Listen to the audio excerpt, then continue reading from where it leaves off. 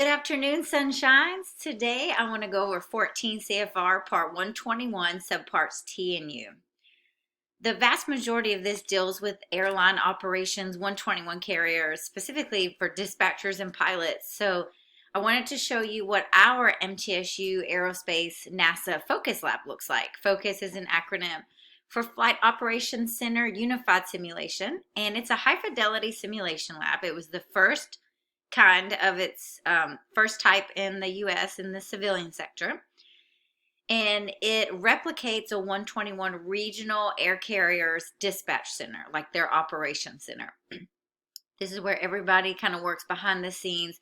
You've got your dispatcher, your crew scheduler, your maintenance control, your weather forecaster, everybody working to make sure flights take off and land safely. This is not air traffic control. Air traffic controllers work for the government. They're FAA employees. They ensure separation of aircraft. These are where dispatchers and crew schedulers and various airline employees would work at a headquarters. So you'll need your FAR FC book today.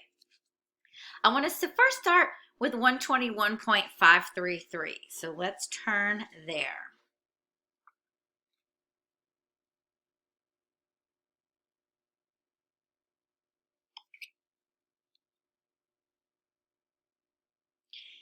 Okay, 121.533 says responsibility for operational control domestic operations. Remind me, what is operational control? The definition is in Part 1 of the regulations, and it says the exercise of authority over initiating, conducting, and terminating a flight. So that's all phases of flight. They have control of the operation. This would be and this is what we're about to talk about, who has that operational control for domestic operations. Remember, domestic operations means they are approved to fly within the 48 contiguous states. If an airline is permitted to fly outside the 48 contiguous states and they still operate under a 121 domestic certificate, they've received FAA approval for that, like Southwest Airlines, for example. So read 121.533 alpha. It says each certificate holder, which is the airline, conducting domestic operations is responsible for operational control. So that's one entity, the certificate holder. Part B says the pilot in command and the aircraft dispatcher are jointly responsible. I want you to highlight the words jointly responsible for 3 areas: pre-flight planning, delay, and dispatch release. So who all has operational control at a 121 domestic carrier? The certificate holder, the pilot in command, or the captain, same terminology, right? And then the dispatcher. Now, let's talk about what it means to have joint responsibility. It is not 50-50. It's really 100% responsibility each. So the dispatcher is 100% responsible for the safety of that flight and the operational control, and so is the captain or the PIC. There are 3 areas that they are jointly responsible for that I want you to know: pre-flight planning, delay, and the dispatch release itself. What that means, guys, is since the captain and dispatcher share joint responsibility, they have to agree on all 3 of those areas. So pre-flight planning would include looking at weight and balance, looking at fuel, determining the minimum fuel for that flight, determining the most optimal flight level and the route they want to take, and if there's any alternates needed. So they have to agree on all that. So if the captain doesn't agree with the fuel allocations from the dispatcher, then they need to have a conversation and come to an agreement on what they both feel comfortable with, because they are held jointly responsible. And then delay is the same thing, guys. Let's say the dispatcher wants to delay the flight for 22 minutes and the pilot in command doesn't agree with it, then the flight will be delayed for 22 minutes. They both have to agree on it. So if either of them feels like they need to delay the flight will be delayed. And then the dispatch release itself is basically a contract between the airline and the FAA saying what you will be doing for that flight. It says your flight number, talks about minimum fuel, all the airports you're going to fly to. It's basically a summary of the flight. And again, dispatcher and the pilot in command both have to agree with all of that because they share joint responsibility for operational control. So the next part I want us to look at is, what is a dispatcher specifically responsible for? Because the captain and dispatcher share joint responsibility for pre-flight planning, delay, and dispatch release. But the dispatcher has their own specific duties mandated by the regulations, and that's under the same regulation, paragraph C.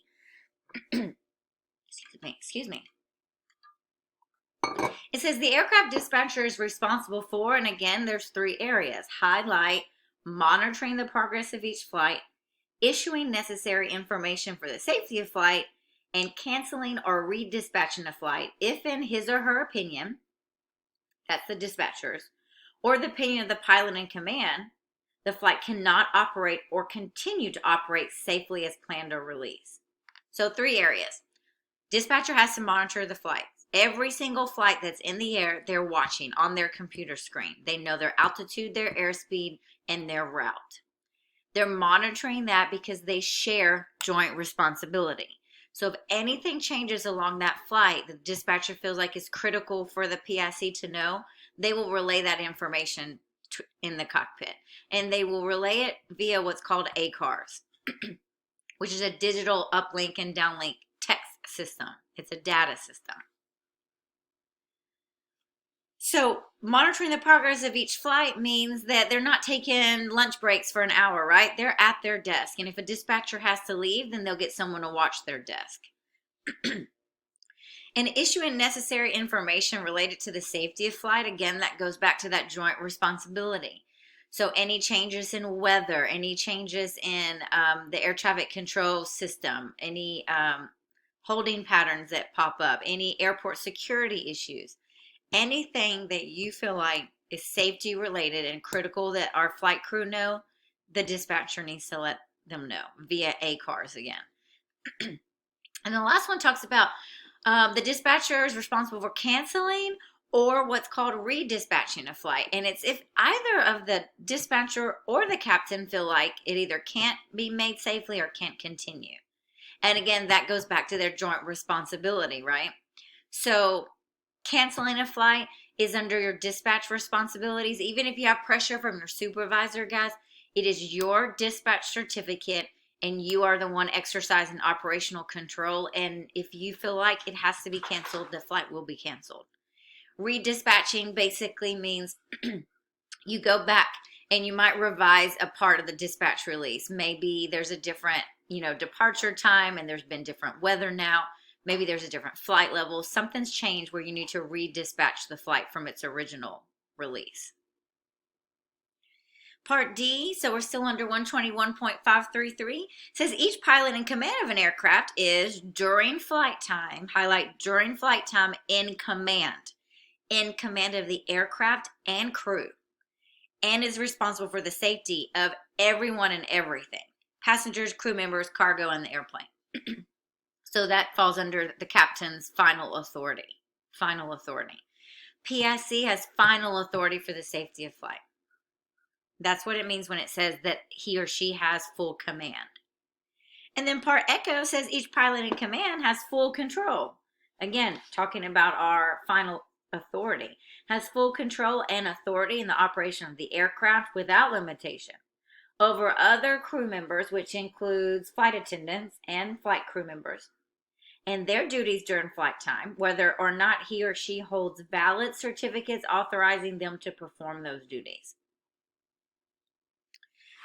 If you're interested in knowing the operational control for flag operations, that's 121.535, and 0.537 is supplemental. But for now, I will focus on the domestic regulations. All right, next up, guys, I want us to talk about 121.542, and this is known as a sterile cockpit rule. Sterile meaning clean, meaning free of distractions. So part A talks about no certificate holder shall require, nor may any flight crew member perform any duties during a critical phase of flight, except those duties required for the safe operation of the aircraft. So they're saying not only can the captain not do this, but the captain cannot allow the first officer to do anything that's not related to the operation of the aircraft. And it's very specific. It's whenever you're in a critical phase of flight. The second sentence says duties such as company required calls made for such non-safety related purposes as ordering galley supplies, confirming passenger connections, announcement made to passengers promoting the air carrier, or pointing out sites of interest and filling out company payroll and related records are not required for the safe operation of flight. Guys, obviously they did that long list because someone has done every one of those duties during a critical phase of flight, and that's not required for the operation of the aircraft. So they're saying during a critical phase of flight, you're only performing duties related to the aircraft operation. And I want us to jump down to paragraph Charlie because I want to know what is this sterile like where are these critical phases of flight for the sterile cockpit rule? And subpart C says for purposes of this section, critical phases of flight highlight all ground operations. All ground operations involving taxi, takeoff, and landing, and all other flight operations conducted below the magic number is 10,000 feet, except cruise flight. If you are cruising below 10,000 feet, this does not apply. So, Part A said only perform duties related to the operation of the aircraft during a critical phase of flight. And that's below 10,000 feet, except cruise, taxi, takeoff, landing, all ground operations. And then Part B talks about not engaging in any non-essential conversation. So I want you to go back and read that. But Part B talks about, only talk about what's related to the operation of the aircraft. And again, that's during the critical phases of flight. There's been several NTSB accident reports where the flight crew members engaged in non-essential conversation prior to departure or below 10,000 feet, and it resulted in an accident. And the main issue is that when you are not adhering to the sterile cockpit rule, then you can be distracted, which the distraction can lead to complacency or loss of situational awareness, right? So you're only supposed to be doing and talking about things related to the airplane below 10,000 feet. And I want you guys to know this applies to anyone riding in the jump seat as well. And the jump seat is located, it's the small little the small little seat that folds down below the captain's seat, behind the captain's seat, and dispatchers and pilots are permitted to fly in the jump seat if the captain approves it. They are in the system and allowed to do that. So when you ride the jump seat, you are considered a crew member, and you have to adhere to all the same regulations that the flight crew members do. So you'd have to adhere to the sterile cockpit rule. You'd have to not be on your electronic devices during flight, whether it be a tablet or a cell phone. And couldn't have any alcohol, and you also can't sleep. So you are an extra set of eyes and ears, even if you're just riding in the jump seat to get back home, right? That is the regulations for riding in the jump seat. You also have to adhere to the airline's policy for what you're allowed to wear, which is no open toe shoes, no hats, beards.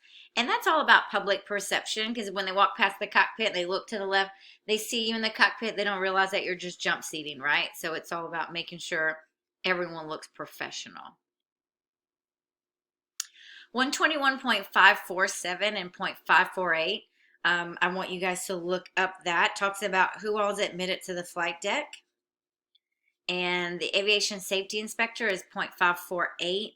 And that is basically anytime the FAA presents a form saying that they want to be in the cockpit and they're observing the operations, and you do have to allow them. They have to be given free and uninterrupted access to the pilot's compartment. The FAA does not fly for free. They are government employees, so they can only fly for free when they are actually doing a safety inspection. So go back and look those up. And then let's talk about 121.557. I want you to highlight A, B, and C. It talks about emergencies. for both domestic and flag operations. And it says, in an emergency situation that requires immediate decision and action, the pilot in command may take any action, highlight the word any action that he or she considers necessary under the circumstances. In such a case, they may deviate from prescribed operations procedures and methods, weather minimums, and this chapter to the extent required in the interest of safety. Safety is the key word. So what can a captain do when there's an emergency or any type of abnormal condition in flight? He or she can do anything they need in the interest of safety. I want you to know in the real world that is called the Captain's Emergency Authority, which authorizes the PIC to deviate from any standard operating procedure, regulation, op specs, FAR, anything in the interest of safety. Basically, anytime you operate outside these regulations, you are under the Captain's Emergency Authority. Doesn't necessarily mean that the captain declared an emergency, but they are exercising their emergency authority. Paragraph B says, in an emergency situation arising during flight, which means the airplane's airborne, right? We're in flight. That requires immediate decision and action by an aircraft dispatcher, and that is known to him. The dispatcher shall, 3 things I want you to highlight: advise the pilot in command of the emergency. Number 2, shall ascertain the decision of the pilot in command. And 3, shall have the decision recorded. Now, how will the dispatcher communicate that he or she feels like we're in an emergency? Maybe it's weather related, it's fuel related. They're going to communicate via ACARS, right? Through that data system. And the first thing they do is it says that they shall advise. And what does the word shall mean? Shall means you must. Shall is used in an imperative sense. So you shall advise the PIC. So you send an ACARS message and let the captain know what's going on. Tell them that here's why we're in an emergency. The second step, it says you shall ascertain the decision of the pilot in command. Ascertain means to obtain, to get. The reason why you get their decision is because who has final authority for the safety of flight? PIC. Now, do we need to agree on it? Yes, we do, because we share joint responsibility. But the final authority belongs to PIC. And then after that, once we talk about it via ACARS, we get the captain's decision, then we record their decision. But I have a question here. Does the dispatcher and pilot in command have to agree on the course of action in the event of emergency? Why or why not? What do you guys think? Must they agree? No. Should they agree? Absolutely. They share joint responsibility. We don't want anyone doing something unsafe. That's when we will have to learn how to communicate effectively, how to listen effectively, how to both come to a compromise that we're comfortable with, and it needs to happen quickly because we're in an emergency. So while they do not have to, 100% they should, because they share joint responsibility.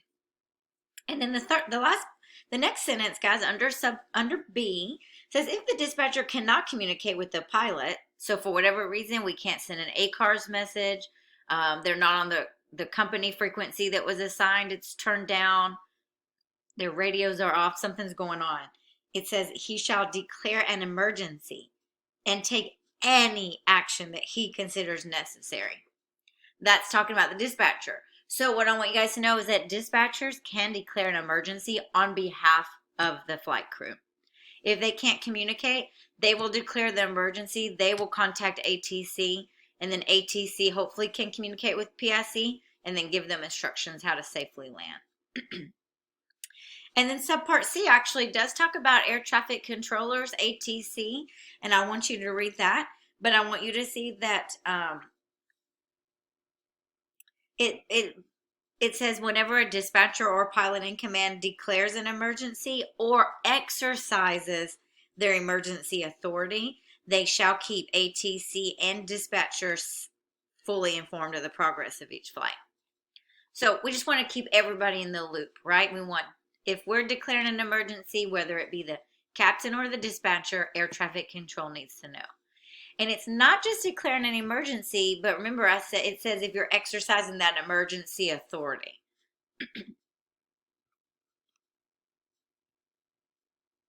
Okay, let's go to 121.565, and it kind of builds on to what we're just talking about emergencies. Most often, it is up to the pilot in command whether or not they declare an emergency. It just depends if they feel like they are in an emergency. But this is one case that is different. So go to 121.565, and I want us to look at A. Engine inoperative landing reporting, A. Except as provided in paragraph B of this section, so when you look at B in a second, whenever an airplane engine fails or whenever an engine is shut down to prevent possible damage, the pilot in command must land the airplane at the nearest suitable airport. I want you to highlight nearest suitable airport in point of time at which a safe landing can be made.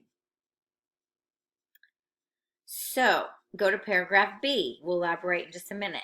B says, if not more than one engine of an airplane that has 3 or more engines fail or is shut down to prevent possible damage, the PIC may proceed to an airport that the pilot selects if, after considering the following, and they give a list, the pilot makes a reasonable decision that proceeding to that airport is as safe as landing at the nearest suitable. So, paragraph B talks about if you have 3 or more engines and you lose 1 engine.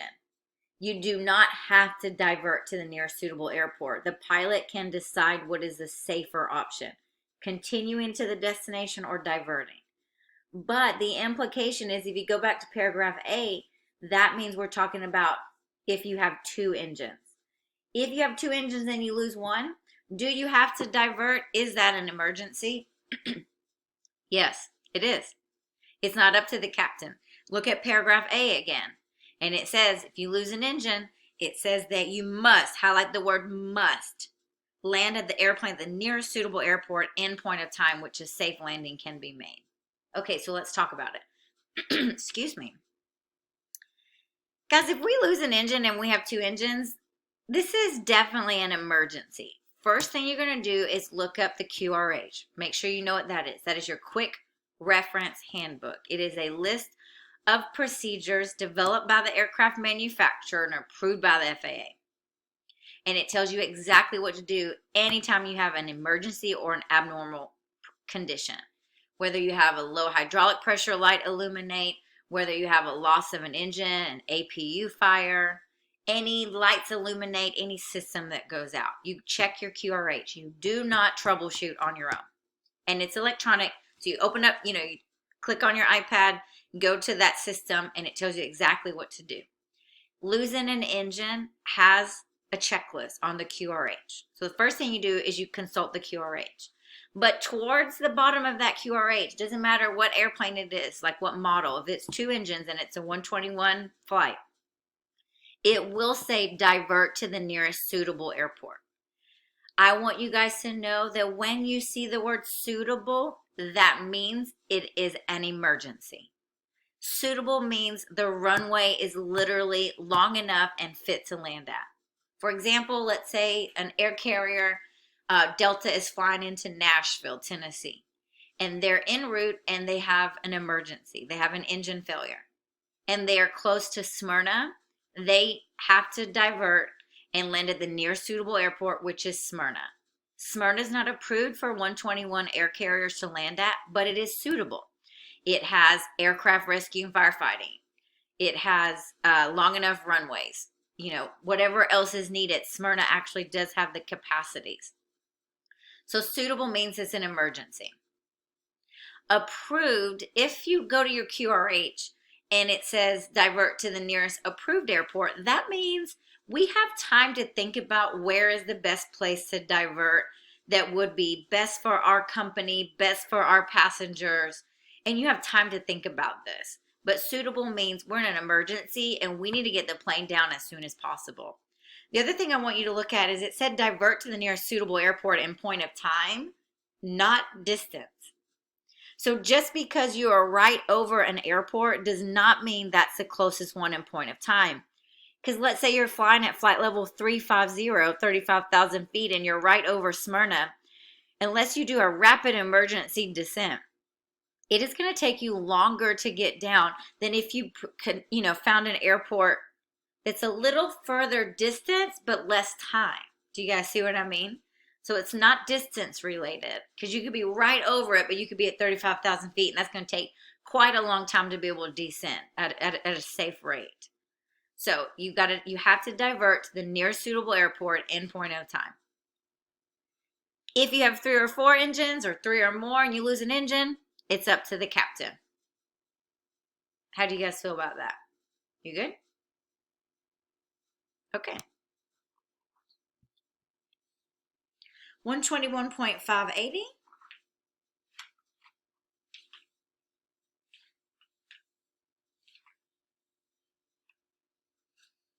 Let's look at that. That's a pretty important paragraph there.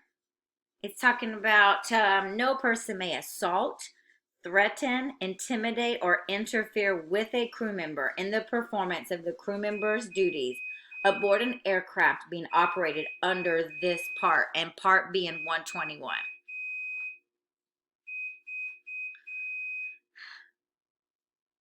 Okay, so crew members, I want you guys to know that includes not only the first officer and the captain, but also flight attendants.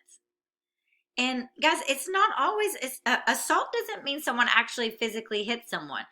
Someone can spit on someone, and that's an assault. The threaten and intimidate or interfere part could be, somebody starts using foul language with the flight attendant, or they stand up and they're being aggressive with their body language. Like, all of this is a violation of 121.580. And they can find themselves, if it gets serious enough, the captain will divert the aircraft, will contact dispatcher. Dispatcher contacts airport security, and then they're escorted off the airplane. And then they are in violation of that regulation. So it really just depends on how severe it is, on what happens to them. We don't really ever know the follow through as pilots or dispatchers. We just get them off the plane, see if we need to refuel, and then take off again. Okay. Let's go to Subpart U. There's going to be a lot of regulations in here that apply to dispatching and captains or pilots, because Subpart U says dispatching and flight release rules. Okay, 121.591 talks about the applicability, which is for domestic and flag and supplemental. So you would need to pick whichever operations you are in and make sure you know those regulations. 121.593 says, except when an airplane lands at an intermediate airport specified in the original dispatch release and remains there for not more than 1 hour. I want you to highlight 1 hour in your regs. Not more than 1 hour. No person may start a flight unless, who specifies the release or specifically authorizes it? Unless a dispatcher specifically authorizes that flight. So if it's a domestic air carrier, once we provide the dispatch release and the captain and the dispatcher agree on it, we basically have 1 hour on the ground until we need to look at everything again, because weather could change, the air traffic control delays could change, and the airport security environment could change, right? So basically you have an hour until you need to look at everything else again, and when you do that, that is called a redispatch. So for domestic, it's not more than 1 hour. And flag, it is a similar regulation and wording, but they give you not more than 6 hours until you have to do a redispatch. Remember, guys, flag operations means you can fly inside and outside the 48 contiguous states. So we're talking about like United, Delta, and American. They can fly domestic flights and they have international flights. So they give you a bigger window there before you have to redispatch a flight.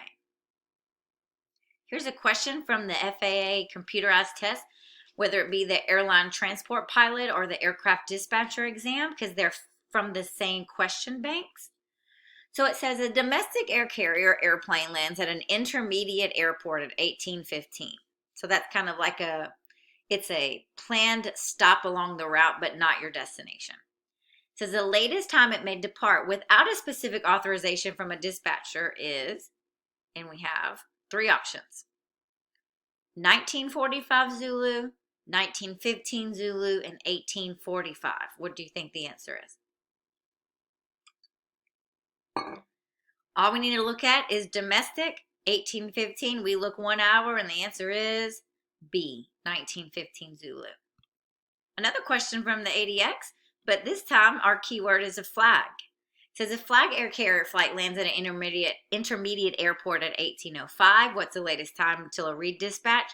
1805 plus 6 hours will give us 0005 Zulu. 6 hours for flag.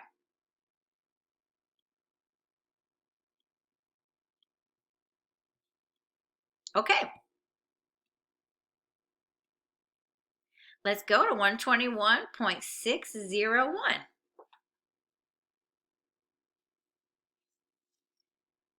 Actually, backing up, go to 121.599. I do want you to highlight paragraph A, and it says that no aircraft dispatcher may release a flight unless he is thoroughly familiar with reported and forecast weather conditions on the route.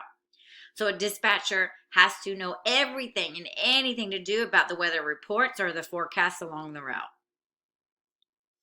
Very important. Now, 121.601, I want us to look at the whole thing, A, B, and C. It says the aircraft dispatcher shall provide. What does the word shall mean? Good. It means you must. It means you have to. It's imperative. The aircraft dispatcher shall provide the pilot in command all available current reports or information on airport conditions and irregularities of navigation facilities that may affect the safety of the flight. So where can we find airport conditions at? What kind of report? A NOTAM, right? Notices to airmen. And the same for the irregularities of nav facilities. Those are in NOTAMs. Paragraph B talks about before a flight, and paragraph C talks about during a flight. What the dispatcher has to provide. Because remember, dispatchers share joint responsibility, and they have to monitor the progress of each flight, and here's part of their job. B says before beginning a flight, the aircraft dispatcher shall provide the pilot in command with all available weather reports and forecast of weather phenomena that may affect the safety of flight, including adverse weather phenomena. What does the word adverse mean? Good or bad? It means bad, right? Including adverse weather phenomena such as clear air turbulence, which we call CAT, C-A-T, thunderstorms, and low altitude wind shear, which we call low level wind shear in the real world, for each route to be flown and each airport. So the summary of that is before departure, the dispatcher has to tell the captain, the flight crew, everything about airport conditions, everything about any irregularities of navigation facilities. So, any issues with ILS, VOR, DMEs. And then this said everything about weather. And here's the thing, it said weather reports and forecast. Well, what's the difference? An actual observation is a report, like a METAR and the radar. But a TAF and convective SIGMETs and AirMETs are a forecast. So there are observations and forecasts, and this is saying all of it, especially anything adverse. Clear air turbulence, guys, occurs in cloudless regions in clear air. It's not associated with thunderstorms, and it's high altitude, right? So they want to make sure we tell them about clear air turbulence. Thunderstorms is a big, danger. It's a big no-no to fly near. And then low-level wind shear is also very hazardous because we've got those rapid changes in wind speed and or direction, and it's generally happening below 2,000 feet AGL, which means if you encounter that low-level wind shear, you do not have a lot of altitude to recover. So that's very dangerous. So we would have to tell them all that information before flight. And then the same thing, guys, for during a flight. Paragraph C is the exact same wording. But I just wanted you guys to see, since a dispatcher has to monitor each flight, that's still part of their responsibility, where they're watching the flight and making sure if there's anything critical that happens or changes, that they let the flight crew know. Okay. Let's go to 121.613.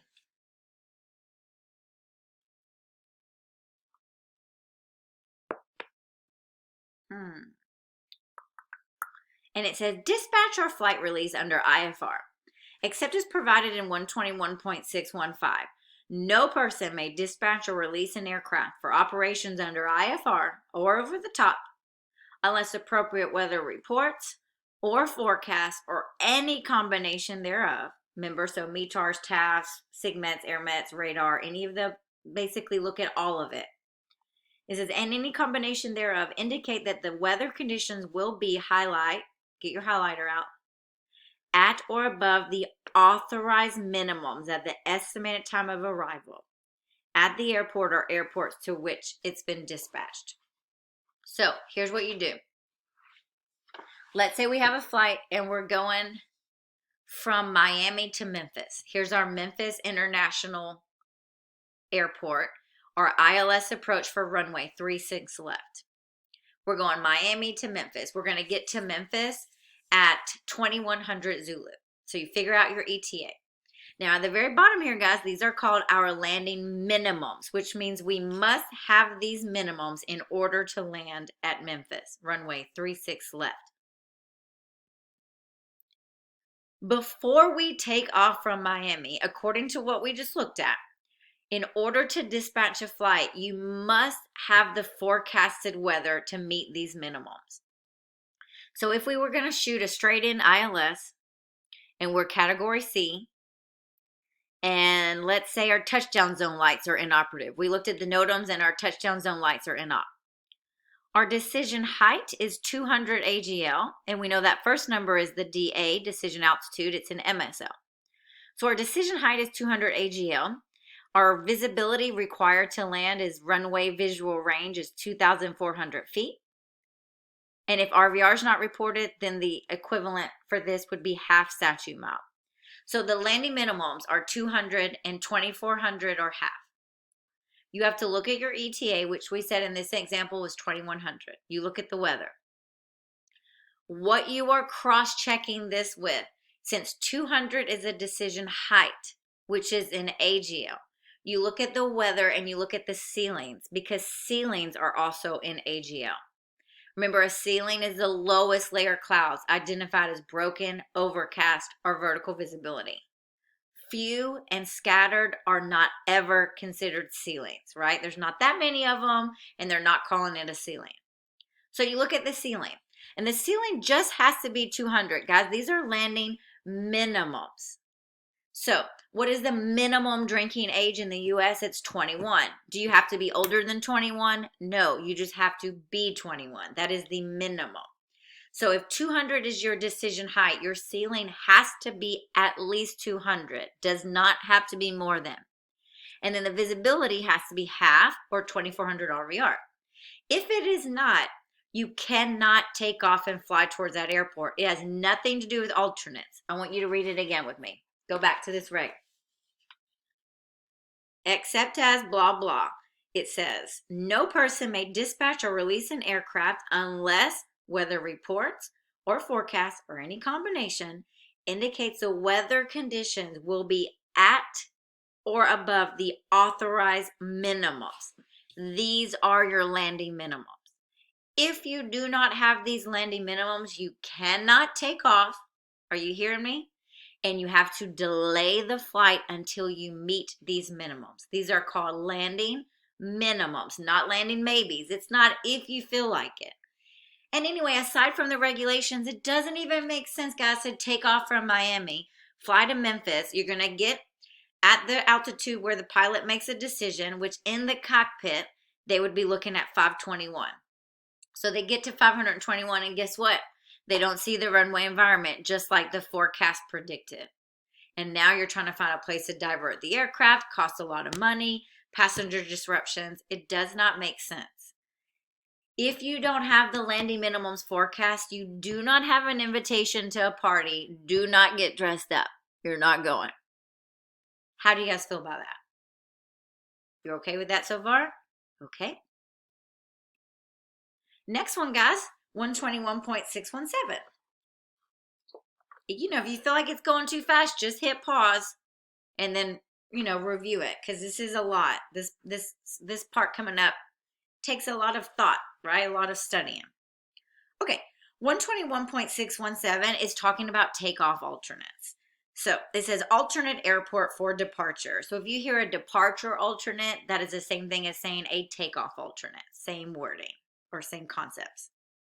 A says, if the weather conditions at the airport of takeoff are below the landing minimums, I want you to highlight below the landing minimums in the certificate holder's operation specifications for that airport, no person may dispatch or release an aircraft from that airport unless a dispatch or flight release specifies an alternate airport, highlight alternate airport, located within the following distances. Pause. So, this example, we are taking off from Memphis. We are taking off. You're like, why would I ever look at my landing minimums? Because if something happens at takeoff and I have to wrap back around and land, I now need to meet these landing minimums unless I'm in an emergency. So this is all for planning. We want to do the best we can to plan for basically everything going wrong in flight and make sure we've got the fuel for it and the weight and balance, the center of gravity, all that. Runway performance, V-speeds, everything. So the reg said if the weather at takeoff is below the landing minimums, it's not that you can't take off. You might still be able to take off, but you have to include a takeoff alternate in the dispatch release. So how do we determine it? Well, again, go to your charts. Let's say we're taking off from Memphis this time, and the minimums is 200. And now let's say we checked and all the lights are working. So you have RVR 1800 or half statute mile, right? So if the weather's below that, either of those parts, like let's say the ceiling is 800 overcast, but you have 1/4 statute mile. 1/4 is less than the published minimums. If it's below landing minimums, you need a takeoff alternate. And it doesn't have to be above it, it just has to be at it. So if you had exactly a 200-foot ceiling, which corresponds with this decision height, and you had exactly a half statute mile, you do not need a takeoff alternate. Guys, you've got to learn how to very closely read these regulations. Read them slowly, right? It says, if the weather conditions at the airport of takeoff are below landing minimums, you need a takeoff alternate. So at or above, we don't need a takeoff alternate. Now listen, if we need a takeoff alternate, we need somewhere to go shortly after takeoff. Doesn't it make sense that it should be fairly close to our departure, right? So now that you've determined you need one, now you have to find one, and it needs to be fairly close. So it's a distance requirement. So look under A1, and it's based on the number of engines. It says aircraft having 2 engines, the takeoff alternate has to be not more than 1 hour. Normal cruising speed, still air with 1 engine inoperative. Now listen, we're not saying we've lost an engine. When we determine that distance, it is based on 1 engine being inoperative, because we always want to base everything on worst case scenario and still be able to fly with 1 engine inop. So it's just a calculation. In the real world, on the computerized system, in the program, if we were going to need a takeoff alternate for whatever airport we're taking off from, it would tell me the parameters where that distance is within that 1 hour. Normal cruise, still air with 1 engine and up. If you have 3 or more engines, the reg is the same, except they give you a little longer. They said it can't be more than 2 hours away. Normal cruise speed, still air, 1 engine and up.